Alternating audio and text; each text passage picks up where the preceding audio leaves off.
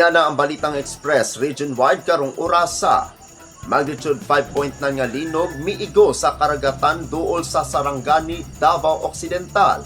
Sumala sa Philippine Institute of Volcanology and Seismology o PHIVOLCS, ang linog nga nahitabo alas 6:34 sa gabi nga adunay giladmon nga 10 kilometro og tectonic nga hinungdan.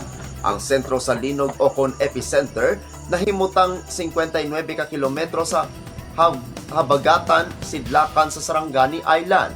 Intensity 2 ang nabati sa General Santos City ug Malungon sa Sarangani. Intensity 2 ang nabati sa pipila ka bahin sa Cotabato, Davao del Sur, Davao, Sultan Kudarat ug mga kasigbit nga lugar. Intensity 1 usab ang na-record sa pipila ka bahin sa Bukidnon, Misamis Oriental, Davao Region ug Dakbayan sa Zamboanga. Walay gilauman nga kadaot apan posible ang mga aftershock.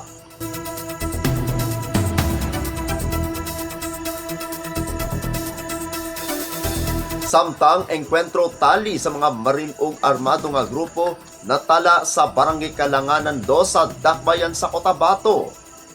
Nagkaengkwentro ang tropa sa Maril Battalion Landing Team o MBLT-6 sa Timaco Hill sa Barangay Kalanganan 2 sa Dakbayan sa Cotabato batok sa wala pa mailhing armadong grupo pasado alas 3 sa hapon. Sumala sa report sa Police Regional Office Bangsamoro Autonomous Region of Probar, adunay magtiayon nga managsuon nga nangahoy lang sa Timaco Hill dihang gipusil sila sa duha ka armadong lalaki gamit ang M16 assault rifles. Maayo na lang kay naluwas og wala matandog ang magsuon. Gibanabana nga adunay nga napulo ka armadong kalalakihan og nagdala og high-powered firearms nga nakaposisyon sa usa ka bahin sa Timaco Hill. Namataan usab ang usa ka bangka nga gisakyan sa mga sospek.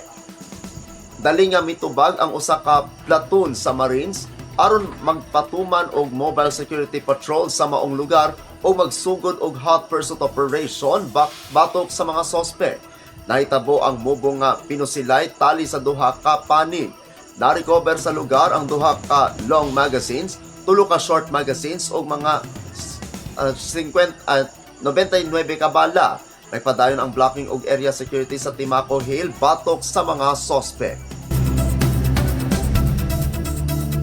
At ang uban pang mga balita unya sa alas 9:30 sa gabi sa Weekend News.